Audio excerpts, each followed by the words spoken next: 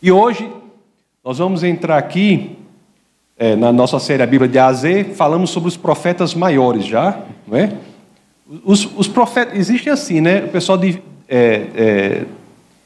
define assim, fala dos profetas maiores e fala dos profetas menores. Os maiores são Isaías, Jeremias, Ezequiel e Daniel.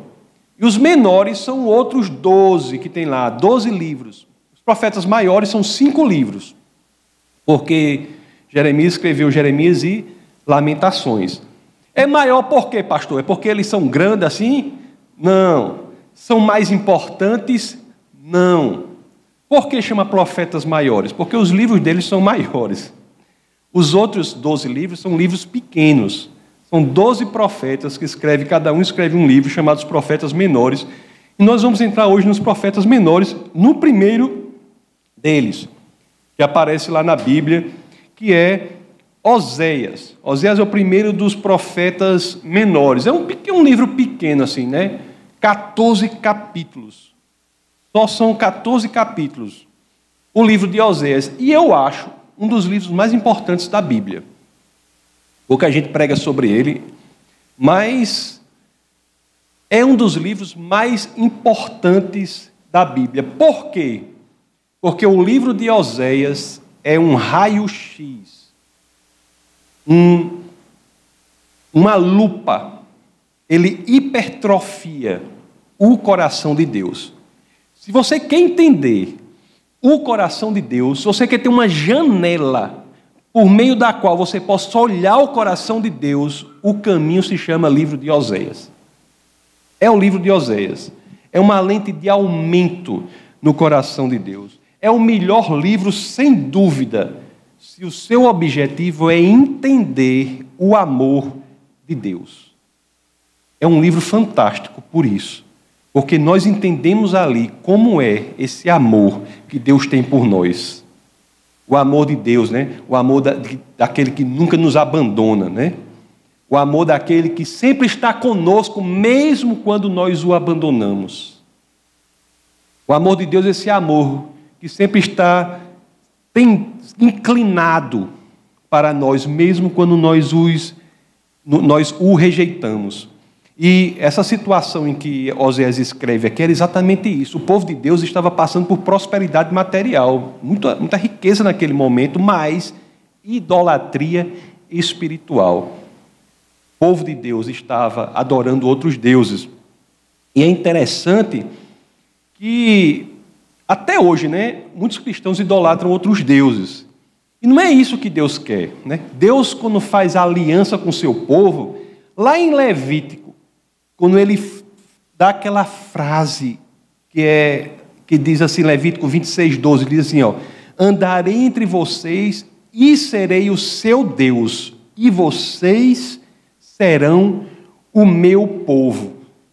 Olha só que aliança, eu serei o Deus de vocês, e vocês serão o meu povo. E Deus tem sido fiel com o seu povo, Deus tem cumprido essa aliança.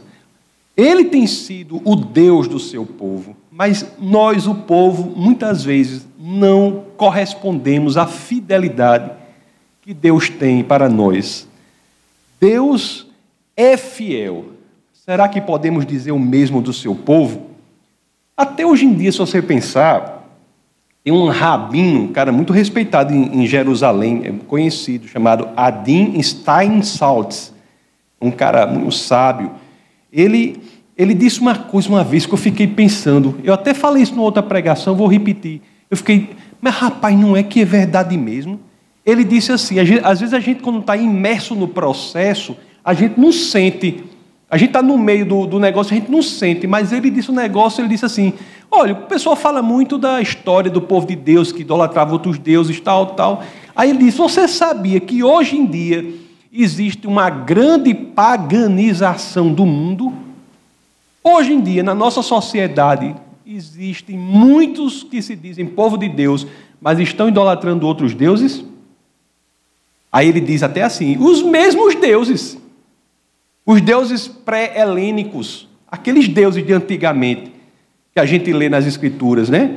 Os mesmos deuses Até hoje estão idolatrando. E muitos nem se dão conta. Foi isso que eu falei na tua pregação. Você lembra quando eu falei, por exemplo, qual é o mais famoso? Baal. Baal, que é inclusive mencionado no Novo Testamento. Aí ele disse isso, aí fiquei pensando, é verdade, né? Porque Baal, ele é identificado na tradição hebraica por Mamon, que é o deus do dinheiro. Não é? É isso que eu te falei. Quantos hoje, porque o povo de Deus idolatra o Deus do dinheiro. O dinheiro é o centro da vida da pessoa. Tudo que a pessoa faz é com o objetivo central do dinheiro. Não é que o dinheiro seja ruim, ele é necessário, é importante, ele potencializa inclusive as coisas boas que nós queremos fazer, mas se você coloca o dinheiro como centro da sua vida, e tudo que você faz é para o dinheiro, você está colocando o dinheiro na posição em que Deus deveria estar. Não é? Se tudo na sua vida, todas as suas decisões, o modo de você viver, o modo de você ser, o modo de você agir, o modo de você reagir, tudo que você faz é para agradar o dinheiro não está no lugar certo dele, não. Quem devia estar lá era Deus. A Bíblia diz que o amor ao dinheiro, né? Porque a raiz de todos os males. O problema é que o dinheiro faz muitas promessas, assim como Deus faz. E muitos escolhem o dinheiro como Deus. Isso o Rabino falou e disse, não é mesmo? Tem gente que realmente, hoje em dia, estão idolatrando Baal, o deus Mamon, olha aí, não é? Aí eu falei de outra deusa pré-helênica, a Astarte, que é mais conhecida por Vênus. Quantos hoje colocam como posição central da sua vida o elemento da sexualidade libidinosa, no sentido da prostituição, da promiscuidade, da pornografia? Tem pessoas hoje na contemporaneidade cuja vida não pode ser dissociada da prática da pornografia, é como algo que está central na vida daquela pessoa. É o quê? Idolatria a um Deus. Idolatria a um Deus, Astarte, Deus pré-helênico, assim como era antigamente, na época de Oséias. Aí eu falei outro Deus, Calíope. Calíope, a famosa deusa grega Calíope. Aí eu disse, a deusa de quê? A deusa do alarde, a deusa da autopromoção, a fama pela fama. Pessoas fazem tudo para ser famoso, né?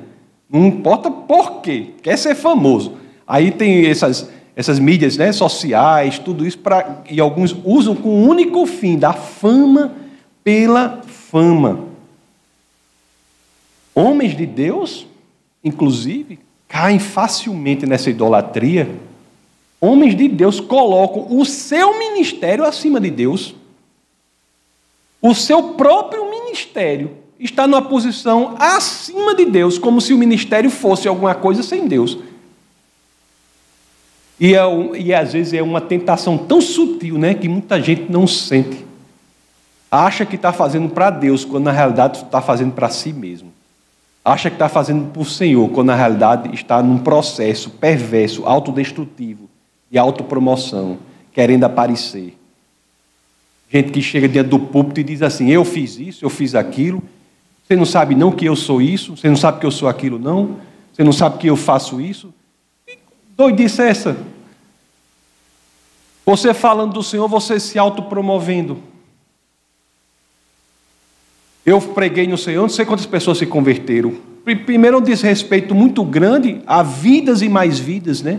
Que dedicaram ali aquela pessoa no ministério do plantio.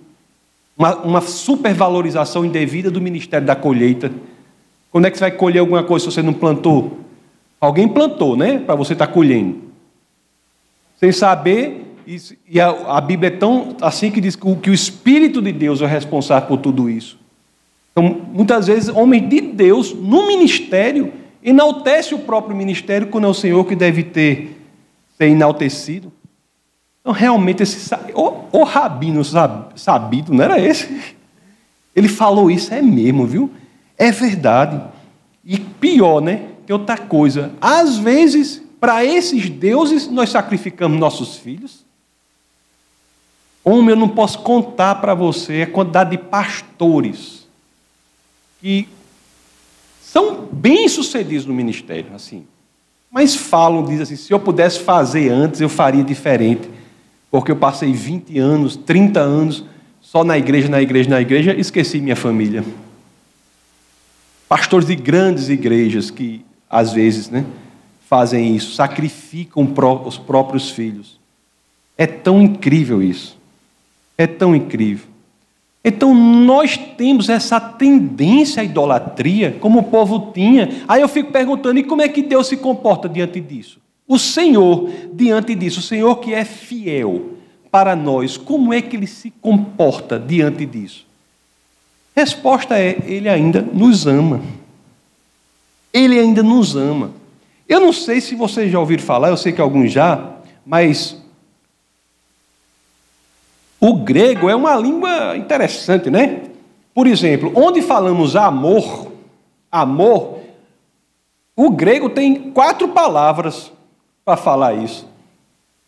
Ele disseca a palavra amor. A gente fala amor, quer dizer um bocado de coisa amor. Mas o grego, dependendo do que ele está falando, ele escolhe uma das 4 palavras. A primeira palavra que ele fala para amor é eros. Eros todo mundo sabe, né? O amor erótico, o amor sexual. A Bíblia, inclusive, tem até um livro sobre isso. A Bíblia tem um livro erótico, que é Cantares, que diz que na relação entre o homem e a mulher casados, o amor não deve se realizar unicamente do âmbito espiritual e emocional, mas também físico. A Bíblia tem um livro sobre isso, sobre o amor erótico. Filéu, outro tipo de amor, é a amizade, a fraternidade, o amor que você tem pelo seu amigo. Tem estorge, que é um tipo de amor que temos pelos familiares, não é? Nós temos um casal aqui da igreja, creio que estão assistindo aí, que é Elias e Bruna, né? Acabaram de ter o nenenzinho agora, Theo. Nasceu Theo. Theo, antes de nascer, já era amado. Ninguém nem conhecia Theo, né? Mas ele já era amado, ele já entrou num processo de existência já amado. Um tipo de amor. O amor estorge. E existe outro amor, outro tipo de amor, que esse amor é o amor de Deus, chama ágape. Ágape é o amor do tipo de Deus. Agora, esse amor tem um problema, assim, né? Qual é a situação desse amor? É porque é esse amor ágape que Deus quer que tenhamos, nós irmãos cristãos, uns pelos outros. Que nós tenhamos, Ele quer que a gente demonstre esse amor ágape pelos demais. E a história de Oséias é a personificação do amor ágape. Se isso fosse escrito por Shakespeare, ele teria colocado assim, né? Oséias, teu nome é ágape. Teria escrito assim. Teu nome é ágape, Oséias. Ele teria escrito assim. Porque realmente, olhe só a história de Oséias. Olhe só esse tipo de amor, como é belo esse amor de Oséias. Que amor belo. É um amor do tipo de Deus. Olhe só o que ele é capaz. Oséias estava namorado de uma pessoa chamada Gomer.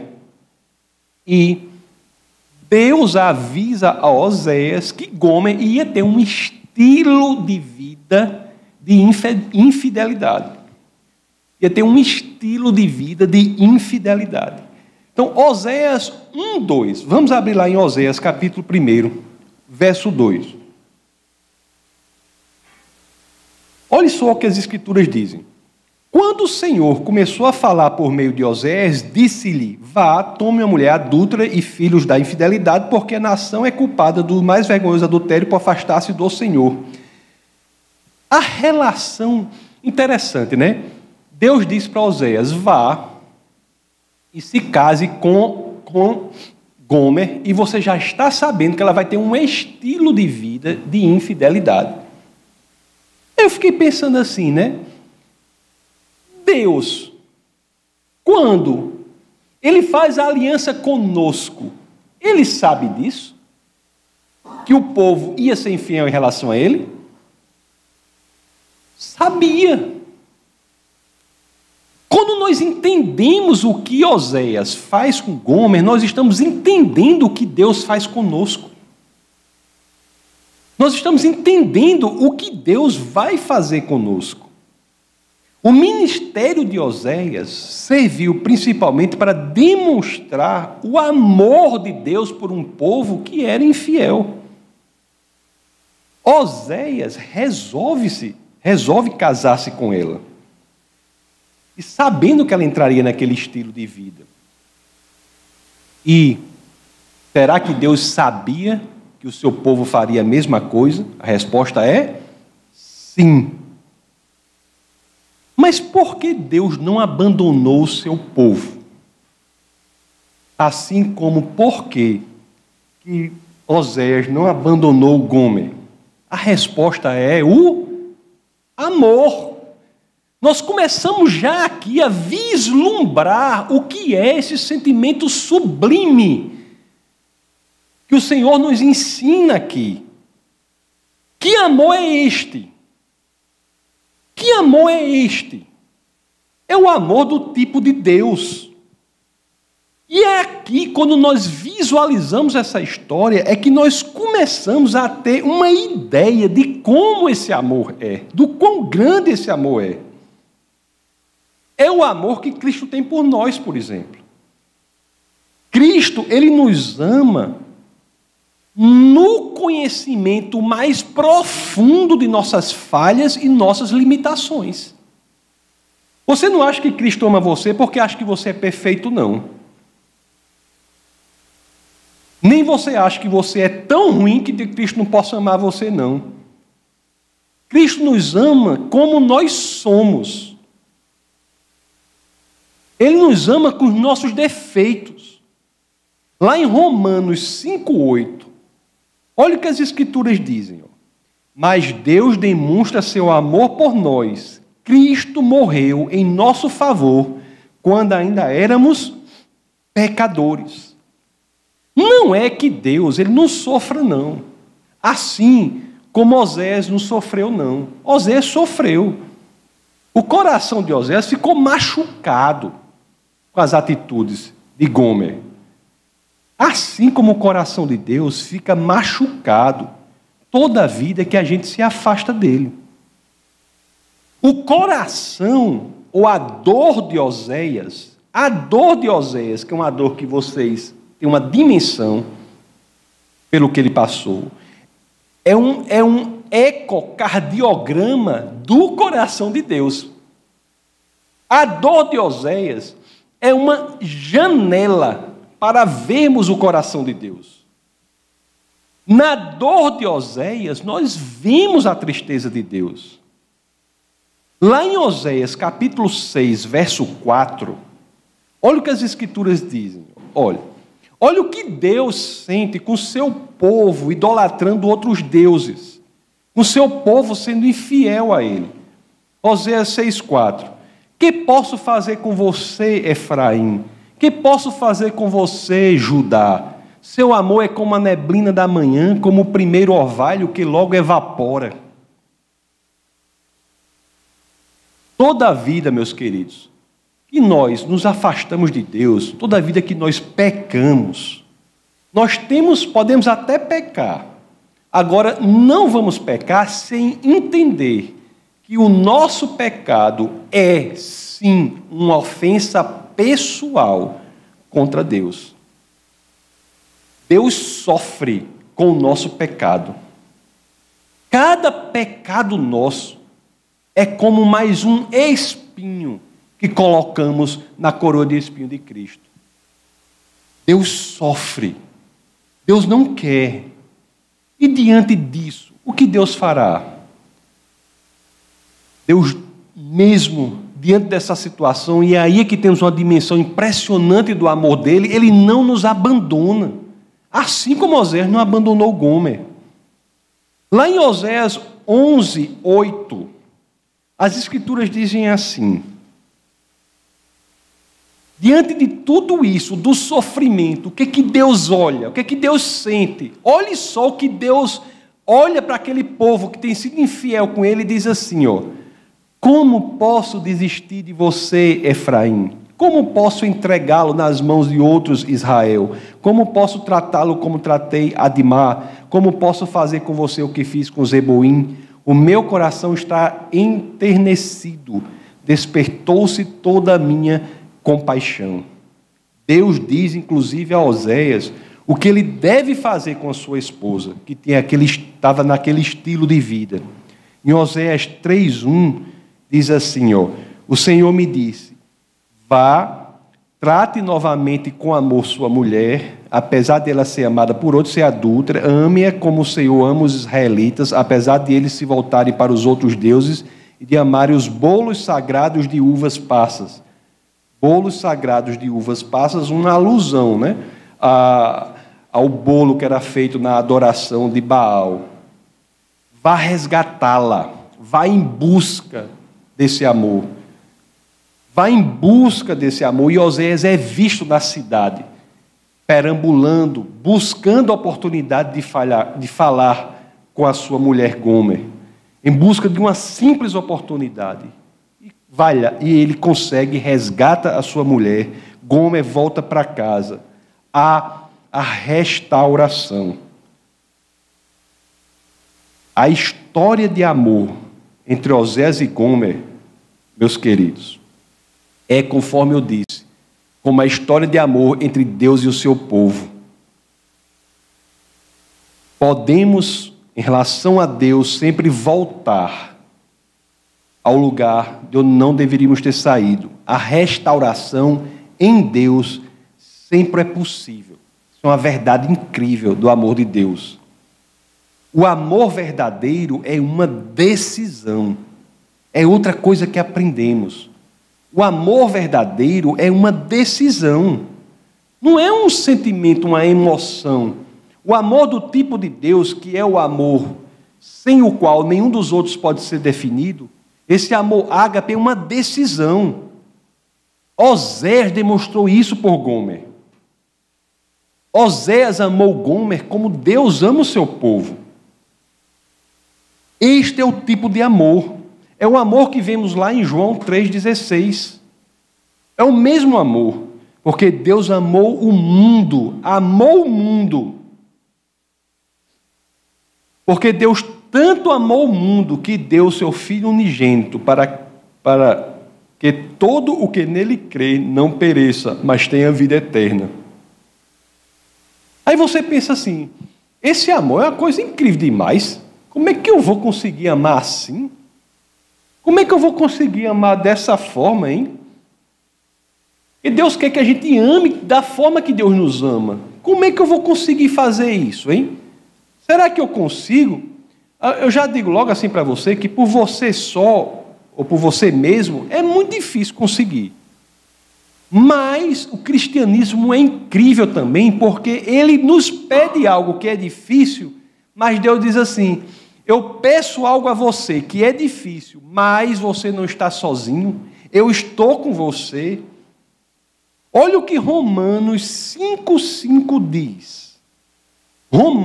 A carta aos Romanos, capítulo 5, verso 5 diz, ó: e a esperança não nos decepciona, porque Deus derramou o seu amor em nossos corações. Qual foi o amor que Deus derramou em nossos corações?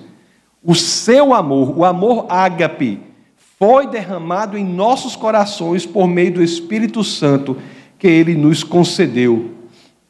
Quando nós estivermos na situação, e há sempre situação para isso, de amar como Deus ama, não podemos nos esquecer que esta tarefa, embora difícil, é execuível, é possível, porque o Espírito do próprio Deus mora em nós.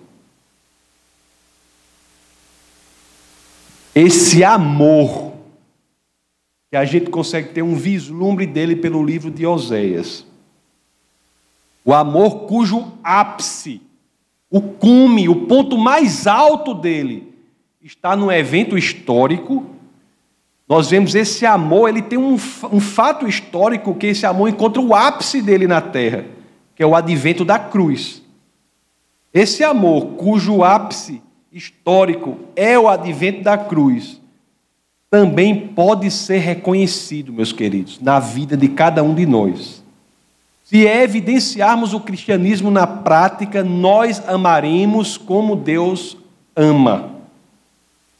Existe uma frase que eu ouvi uma pessoa dizer, que ela é meio dura assim, mas a pessoa fica pensando. Essa frase diz assim, ó: você não pode amar a Cristo, ou em outras palavras, o seu amor por Cristo não pode ser maior do que o amor que você tem pela pessoa que você menos ama.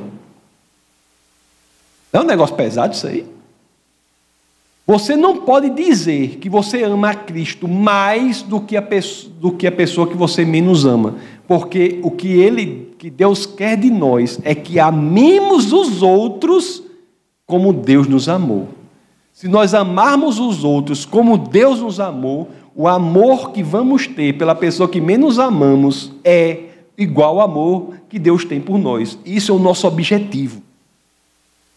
Esse amor, aí você diz assim, aquela pessoa não merece esse amor. Se você disser isso, você não está falando desse tipo de amor de Deus, porque eu já vou logo dizendo, esse amor do tipo de Deus é imerecido. É imerecido. A primeira coisa para a gente aprender, esse amor é imerecido. Não é um amor que você dá por alguém porque a pessoa merece, não. Se você estiver dando um amor para uma pessoa porque a pessoa merece, é outro tipo de amor. Não é o amor de Deus, não, o ágape, não. O amor do tipo de Deus é o amor que você ama quando a pessoa não merece. É o amor imerecido. É um amor que se traduz por perdão. Em todo momento. É o amor que nos dá a chance de começar de novo. Olha só que coisa libertadora. No cristianismo sempre é possível começar de novo. Sempre é possível. Deus perdoa você, meu querido. Deus me perdoa. Deus nos dá a chance de começarmos de novo. Deus está pronto para lhe abraçar e dizer assim, bem-vindo ao lar. Deus está pronto para fazer isso. Ele não vê a hora de poder fazer isso. Olhe, se nós não entendermos este amor verdadeiramente, este amor de Deus, que é o amor ágape, se nós não entendermos esse tipo de amor, nenhum outro tipo de amor pode verdadeiramente ser entendido. Esse é o amor que todos os outros são cópias mal feitas dele. É o amor perfeito, o amor perfeito. E, portanto, você tem algo que separa você desse amor? O que pode separar a gente desse amor de Deus? Nada. Assim como Oséias estava de braços abertos para Gomer, Deus está de braços abertos para cada um de nós aqui. Mas não vai se animando, não. Não é porque você merece, não. Não é porque você merece esse amor, não. É porque nós necessitamos desse amor. Para vivermos aqui, nós necessitamos desse amor de Deus, que nos ama nas nossas imperfeições, nos nossos defeitos, nas nossas limitações, e é capaz de restaurar e dar um novo começo. Ele está pronto para nos perdoar e nos dar uma nova chance. Vamos orar. Essa foi uma produção do Ministério Internacional Defesa da Fé. Um ministério comprometido em amar as pessoas, abraçar a verdade e glorificar a Deus. Para saber mais sobre o que fazemos, acesse defesadafé.org.